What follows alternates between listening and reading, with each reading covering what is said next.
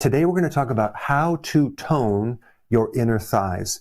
If we just take a look at subcutaneous fat, that's the superficial fat right underneath the skin, that actually is a healthy fat. It's used as a safe storage of fat. And by the way, fat typically is potential energy. It's used to help us survive. So you have a subcutaneous or superficial fat. Then you have something called visceral fat. That's the fat around the organs. It's usually in the belly. So if you look down at your shoes and you can't see your shoes, chances are you have visceral fat. And that is not a good type of fat. That's an inflammatory fat. It's a very unhealthy type of fat because the fat cell is no longer taking in fat because it's damaged with something called insulin resistance. Then it gets stored around the organs and also inside certain organs. Number 3, we have liver fat. It's fat inside the liver. This fat, by the way, is the easiest to get rid of. Super fast to reverse this in days or weeks. But the fat around your thighs is what we're going to focus on. It's not only very different, it's the most difficult to get rid of.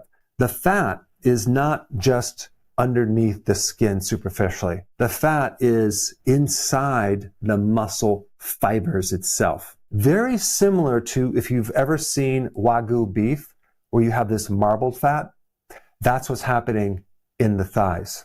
And with Wagyu beef, people buy it because it's delicious and it's very tender. It's tender because there's not much collagen in there. And so that's not really a healthy state when you don't have collagen. So the cows that they raise to develop this muscle have certain genetics that have a tendency to become like this, and they have to overfeed them and not give them much activity. And so if we compare and contrast in this situation with the thighs, there's also a severe loss of muscle because that fat is overtaking the space of the muscle and kind of suffocating it with fibrous scar tissue. If we look at an advanced case of this, especially when people get older, what that person has been dealing with is a slow, gradual loss of muscle with the replacement of fat and scar tissue. And with that comes a major loss of the stem cells that are supposed to be making the muscle cells. And of course, we're going to get less contractions. We're going to get less ATP energy. We're going to get more insulin resistance. When you have insulin resistance in the muscle can't really get the fuel anymore. We have a situation where the fat around the muscle is not in a healthy state. It's a very abnormal type of fat around the muscle. And for those of you that want to know the term for that, the medical term, it's called myosteatosis, which is fat outside the fat cell, and it's deep inside the muscle structure. And we can call that intramuscle fat. Now that you know what it is, let's talk about a couple other unique things, okay? The fat that is next to your muscle must be burned locally. Now, if you take a look at liver fat, the liver can actually have that fat transported into another part of the body where it's burned as energy, but the muscles can't do that. So all the fat around the muscles must be burned by the muscle itself. But the problem is the machine that's supposed to burn that fuel is broken. So we have this massive fuel reserve around the muscle that just can't be burned because we don't have enough machine or muscle to burn that fuel. Now, I'm going to show you a step-by-step on how to recover that and how to fix that. But you just need to know that when you start to fix it, you probably will not see much weight loss. And the problem with that is most people, if they don't see weight loss, they will get frustrated really quick and they will give up. And unfortunately, that's a really big mistake because as you start to reverse this process, you won't see any weight loss. You won't see any visible change at all because all that change is happening deep in the cells of the muscle, which you're not necessarily going to do an MRI or a CAT scan to see it, but that has to heal before you start seeing weight loss and any visible changes. So now let's dive into how to fix this.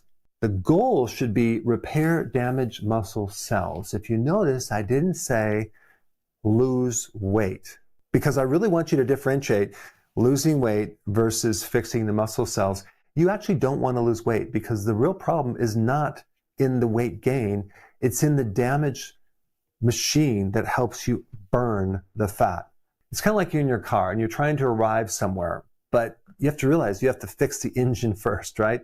Now, I'm going to reference just one study on this topic just to be very realistic and not to set you up for any expectations and then have you get frustrated. In a 12-week study of what I'm going to tell you, there was actually no weight loss, okay? But they did reduce muscle loss by 15%. Now, right off the bat, you're going to be like, oh my God, why even try? It's like, that's so insignificant. Again, let me remind you, we have to fix the machine. We have to fix the muscle. The muscle is literally dying. There's not a lot of muscle left. So we have to fix that. In other words, I want you to think long term. And instead of weighing yourself on the scale every week, I'm going to recommend you focus on strength, okay? Because that's one indicator that is going to happen a lot sooner. And that is your new measurement of improvement. Do you see that you're stronger over a period of time? That means it's working because you're getting more muscles. And another indicator that you should look for is your appetite and your hunger should go down. Because this means that you're reversing your fuel from just burning sugar to burning your own adipose fat tissue. And when you burn this, you generate ketones and you basically lose your appetite, you lose your hunger, which is an indication that you're burning fat. But again, for the third time, I'm going to re-emphasize this. Our goal is to fix the muscles, to help you grow muscles. Because the more muscle that you have, the faster and easier it's going to be to burn off the fat around the muscles. But you haven't been able to because you haven't had enough muscle to be able to take care of that fat, to utilize that fat as energy. So the underlying first root cause of this whole thing is inactivity, having a sedentary life, not exercising, not being mobile enough. So that's how it starts. But then other things develop on top of that. Insulin resistance, probably because of the diet. But also, the more fat you have in your body, the more that can actually cause insulin resistance as well. And then the decrease in mitochondria, that's your energy factories, because we're going to have this right here. And this destroys the mitochondria. And then inflammation happens, and then you get scar tissue. And on top of that, if you add aging, and then you end up with this ratio of high fat, low muscle in the thighs. Here's what you're going to do. Number one, you're going to start exercising, but you're going to do a very specific type of exercise called eccentric exercises. These exercises are slow and you're lengthening the muscle. If I were to hold myself on a chin-up bar, I would hold it and then I would slowly let myself down and elongate the arm. Now with the legs, what you're going to do in an eccentric move is you're going to, without any weight at all, you're going to do a squat, very controlled elongation of a muscle. And the reason why I'm going to recommend you to do this is because it's the strongest stimulus of muscle activation. So we can really start building these muscles up by doing this type of exercise. And depending on your strength, you might have to have some type of assistance to get yourself back up. So maybe it's a elastic band where you actually hold on to something, where you let yourself down and you pull yourself back up. Or maybe it's an end of a chair where you're coming down and you can pull yourself up. The point is you're going to start with those exercises. Even walking slowly down a hill is an eccentric type exercise, which is very therapeutic. And it's not always that easy, but it's going to create the strongest stimulus to get the ball rolling. Now, when I go through all these exercises, one really important thing is, especially when you get started, is that you're going to be really sore the next day or the next 2 days. And I really want you to give your body enough rest between these exercises so you don't overtrain. So I'm just pointing it out because if you do this every single day, you're not going to recover. The recovery or the rebuilding of the muscles occurs in those days off or when you're sleeping. But the eccentric exercises are going to be most important to stimulate the stem cells and the mitochondria. Okay, that's number one. Number two, is you're going to do a lot of walking. If you're at work or something, take the stairs, walk as much as you can. And also you want to be walking after meals, even if it's 5 minutes, but you want to be walking off that sugar and keep those muscles using fuel in your lower body. Now, the other thing too is I'm going to recommend you only do 2 meals per day, a lunch and dinner, or even better yet, 1 meal a day. Early dinner. That would be the ideal situation. Because that way you'll have enough hours of fasting to actually have many, many other benefits that are going to speed this process up. Because when you fast, you turn on pretty much every survival gene that you have. It's super therapeutic. And when you're fasting, your muscles in your thigh need fuel, and they're going to go after the fat around the muscles or inside the muscles. And especially if you're increasing the demand of the fuel by walking. So you want to be walking after a meal and even doing a walk when you're fasting. Okay. That way we can create this vacuum and kind of suck the fat right out of it. And then you're going to start to graduate into doing little sprints or high intensity interval training, depending on your age, your fitness level. And of course, if you're a little bit older or more fragile, you're not going to be doing this. But if you can do this, I recommend it because this is a high intensity interval training activity because you're only doing a very short burst of high intensity. It's the high intensity that activates these muscle cells, right? This is another thing that you should know. And the more intense load that you can put that muscle under, the better the response. You're sending a signal to that muscle saying, you got to get bigger fast because we have to compensate. And then the muscles start reacting to that and they start growing and they get bigger and bigger. Now you're getting a bigger machine to burn the fat around your thigh muscles. When you're doing sprinting or high intensity interval training, whether it's burpees or certain types of squats, you're using your large muscles, and that's what you want to do. I'm talking about the gluteus maximus, your butt muscle, your thigh muscle, your hamstrings. That's what you want to focus on. Step-ups are really good workouts, and I will put some links down below, or even walking lunges are awesome, okay?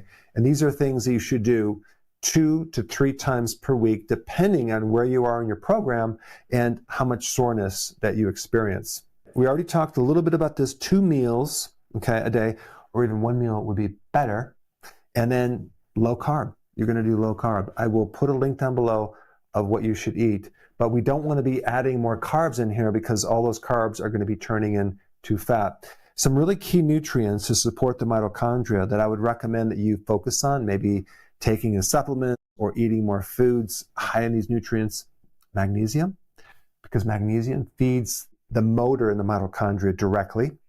Vitamin D, the most important vitamin for inflammation and also helping you with your metabolism and the mitochondria. And omega-3, which is very important in reducing inflammation. Number 6, sleep is essential. If you're not sleeping, you will not be able to burn fat. Most of the fat that you're going to burn happens when you sleep. And again, I'll reemphasize, recovery needs to happen on the days after you work out. You need to just do some mild walking. Number 7, periodic prolonged fasting will greatly help you too. So maybe once every 2 weeks, once every 3 weeks, you do a fast for 48 hours, or maybe even 72 hours. That's when your muscles are going to really use up that intracellular fat and crank up the dial. And also, you're going to be going through a condition called autophagy, which is you're going to recycle a lot of the scar tissue that's in the leg muscles as well. And in that stage, you might want to just do some mild walking, not do the heavy exercise when you're doing prolonged fasting because you'll benefit more. We want to do a lot of cleaning of the damaged proteins, and we don't want to activate the stress response when we're fasting. Another thing you could do is a cold plunge, or maybe you can just do it with a cold shower. When you add cold to the lower legs, you can create a condition where you're mobilizing a lot more mitochondria activation because your body's trying to maintain 98.6. To do that, it has to generate a tremendous amount of heat. And so we're not generating ATP anymore, that energy, we're generating heat. So it's a way of wasting a lot of energy. as heat. And this is what we want to do. We want to use up a lot of this fat. It's much easier to do these cold plunges just to go down to your waist, not the whole body. What we're doing is we're doing a massive remodeling on the inside of your leg muscles, deep inside your regrowing muscles. And that does take time. It could take months. It could even take a couple years. But just realize your measurement for improvement is going to be strength, okay? Because you're going to be becoming stronger and stronger and stronger. And that means it's working. Now that you have this information, there's another similar video I've done on how to get rid of hip fat that you should watch right here. Check it out right now.